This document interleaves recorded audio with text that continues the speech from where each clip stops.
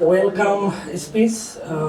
As you are the veteran person and veteran person of our locality, I hear about you so much before to meet you. So I honestly request you say something about your upcoming days.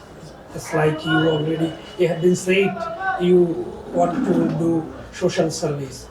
So if I ask you if the people of your locality, your birthplace, if they want to do election, so what will you do? Lot of thanks, Mr. Rahim Sheikhat, for your excellent presentation. আমি বাংলাই বলি। আসলে রাজনীতি তো খুব ভালো একটা বিষয়, কারণ রাজনীতি না করলে রাষ্ট্র সুপরিচালিত হবে কীভাবে। ভালো রাজনীতিবিদরা রাজনীতি করবে। ভালো রাজনীতিবিদ বললাম এই জন্য যে আমাদের এখানে কোয়ালিটি এবং কোয়ান্টিটি দুটোই দরকার। বৃত্ত থাকলে কিন্তু চিত্র ডেভেলপ হবে, আর বৃত্ত থাকলে যে সবসময় চিত্র ডেভেলপ হবে তা না। তা আমি মনে করি যারা উচ্চশিক্ষিত, যারা আগে জনপ্রতিনিধি ছিল এবং যারা পরীক্ষিত জনপ্রতিনিধি ছিল, তাদেরই আমাদের সিলেকশন করা উচিত রাষ্ট্রের স্বার্থে, সমাজের স্বার্থে। আপনাকে নিয়ে আমরা তো মাঠে ময়দানে কাজ করি, আমরা আজ পর্যন্ত আপনাকে নিয়ে নেগেটিভিটি জিনিসটা শুনিনি। এটা একটা বাংলাদেশের রাজনীতিতে একটা বিষয় আসলে, মানে সুনামের সাথে রাজনীতি করাটা বাংলাদেশের জন্য এখন অনেক বড় একটা চ্যালেঞ্জের বিষয়। এটা কীভাবে ধরে রাখছেন? এটা হচ্ছে যে আমি বলি, আমি তো আমার যেটা আপনার লোকাল যে লিডাররা আছে, প্রথমে আমরা অনেকে মনে করি যে আমরা লোকাল লিডারদের সাথে সম্পৃক্ত থাকবো না, অনেকে কেন্দ্রীয় লিডারদের সাথে শুধু সম্পর্ক রাখেন। আমরা এমনও দেখেছি যারা নিজের লোকাল নির্বাচনে থাকে না, তারা কেন্দ্রে যায় দৌড়াদৌড়ি করে, ছোটাছুটি করে এবং তারা ফটো সেশন করে এবং তারা খুব উচ্ছ্বাস বোধ করে যে আমার সাথে অমুকের সাথে, কিন্তু তার রুটসটা কোথায়? His from village, his from his উপজেলা। তা আমি মনে করি যে তার তৃণমূলের লোকদের সাথে যার সম্পর্ক নেই, তৃণমূলের নির্বাচনের সাথে যার সম্পর্ক নেই, সে রাষ্ট্রের সাথেও তো সম্পর্ক থাকার কথা না। আর যেটা হচ্ছে সেটা ফেক। তো আমি বলি করে কি যে রাজনীতিবিদদের সাথে থেকে অনেক কিছু শেখা যায়, যেহেতু ওনাদের পরিধি ব্যাপ্তিটা অনেক বড়, ওনাদের সাথে থেকে সোশ্যাল ওয়ার্ক করা পরিধি ব্যাপ্তিটা অনেক বেশি। আমরা ওনাদেরকে নিয়ে, ওনাদের ইমেজের যে ভালো ইমেজের লোকগুলোকে নিয়ে কাজ করে সমাজে কিছু সোশ্যাল ওয়ার্ক করতে চাই। আপনাকে আমাদের যারা জেনারেশন, আমাদের পরবর্তী যারা জেনারেশন, যারা আপনাকে সম্পর্কে একটু কম জানে, আবার আপনাকে যারা জানে এরা খুব ভালো করে জানে। যেমন আমি রিসেন্টলি আপনাকে জেনেছি, ফল করছি। আমি আমাদের দর্শকদের, আমাদের 2,66,000 অনুসারী আছে সামাজিক যোগাযোগ মাধ্যমে, তাদের কাছে আপনাকে সংক্ষেপে একটু পরিচয় করিয়ে দিতে চাই। আপনি যদি আপনার সম্পর্কে সংক্ষিপ্ত পরিচয়টা যদি আপনি নিজ মুখেই দিতেন। আসলে আমার জন্ম তো শিলকুপ ইউনিয়ন বাঁশখালীতে, মনকিচু গ্রামে। আমার বাবা একজন জেলা শিক্ষা অফিসার ছিলেন। আমি চট্টগ্রাম বিশ্ববিদ্যালয় থেকে 91 বেস আমরা বেরিয়েছি, ছিল 95-এ আর কি। আমি ফিলোসফি ডিপার্টমেন্ট থেকে বেরিয়েছি। আমি প্রথমে একটা সরকারি চাকরি, পরে একটা ফ্রেঞ্চ কোম্পানিতে চাকরি করতাম। ফ্রেঞ্চ যেটা অ্যালকাটেল, যেটা অপটিক্যাল ফাইবার যেই টেলিফোন ওয়ার্ডটা ছিল, সেই কোম্পানিতে আমি একটা ভালো বেতনে জব করতাম। কাকতালীয়ভাবে 97-এ আমি ইউনিয়ন পরিষদের চেয়ারম্যান নির্বাচিত হই এবং চেয়ারম্যান নির্বাচিত হওয়ার পরে আমি এক নাগারে 2011 সাল পর্যন্ত ছিলাম। তখন আমাদের সাথে যে কমিউনিটিটা ছিল, ভালো কমিউনিটি ছিল। আপনাদের চট্টগ্রাম আপনার বাঁশখালী পৌরসভার সাবেক প্রশাসক এবং মেয়র কামরুল ইসলাম হোসাইনি আমাদের সাথে ছিল।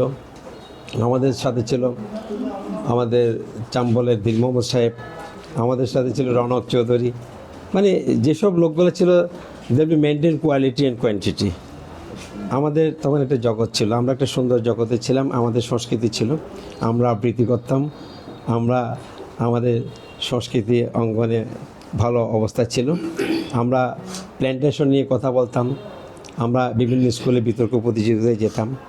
আমাদের সোশ্যাল কমিটমেন্টটা ছিল ডিফারেন্ট। আমরা শুধু মানে জনপ্রতিনিধি হিসেবে সীমাবদ্ধ ছিলাম না, আমরা কিছু সোশ্যাল ওয়ার্ক করতাম এবং ফ্যামিলি কানেক্টিভিটিটা যেটা ছিল, ফ্যামিলি কানেক্টিভিটিটা আমরা মেনটেন করার চেষ্টা করতাম। একটা কথা আপনাকে বলি, বাঁশখালীটা কিন্তু খুব সুন্দর জায়গা, 15টা ইউনিয়ন।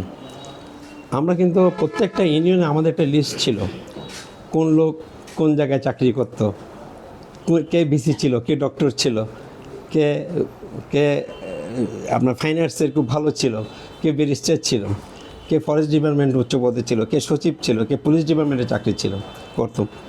এবং এটা নিয়ে আমাদের সাথে একটা আলোচনা হতো, আমরা ওনাদের সাথে দেখা করতাম, যোগাযোগ করতাম, ওনাদেরকে সম্মান করতাম, একটা মর্যাদা দিতাম। এইটুকু আমাদের মধ্যে ছিল, এই শিষ্টাচারটা আমাদের মধ্যে ছিল। এবং আমরা মনে করি অধ্যপতি আমরা মনে এটা মেনটেন করতে পেরেছি বিদায় তখন থেকে আমরা এখনও যারা আছি, ইভেন আপনার এখন বর্তমানে আমরা তো আসলে সবাই জাফর ইসলাম চৌধুরী, মরহুম জাফর ইসলাম চৌধুরীর হাত ধরেই তো আমরা আমাদের রাজনীতি করা। ওনার কাছে যে শিষ্টাচার আমরা শিখেছি, আমাদের আজকে যিনি পার্লামেন্ট মেম্বার হয়েছেন উনিও আমাদের সাথে ইউনিয়ন পরিষদের মেম্বার ছিলেন, চেয়ারম্যান ছিলেন, ইউনিয়ন পরিষদের চেয়ারম্যান ছিলেন, পরবর্তীতে উপজেলা চেয়ারম্যান ছিলেন। এবং লাকিলি আমি মনে করি যিনি খুব ভাগ্যবান, পরবর্তীতে তো উনি ওনার পার্লামেন্ট মেম্বারও হলেন। তো সেই হিসেবে ওনার সাথে আমাদের কিন্তু অনেক স্মৃতি আছে, অনেক স্মৃতি আছে, অনেক সুখ দুঃখের কথাবার্তা আছে।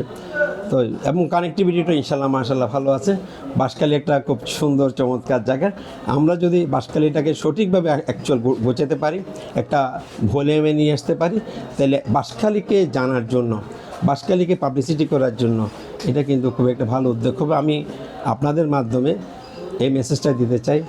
জনপ্রতিনিধিত্ব পদটা কি শুধুমাত্র নিজের আর্থসামাজিক অবস্থার উন্নয়ন, নিজের পারিপার্শ্বিক উন্নয়ন, নাকি মূলত জনগণের সাথে কানেক্টিভিটি বৃদ্ধির একটা সুযোগ? কীভাবে দেখেন আপনারটা আর বর্তমানেরটা?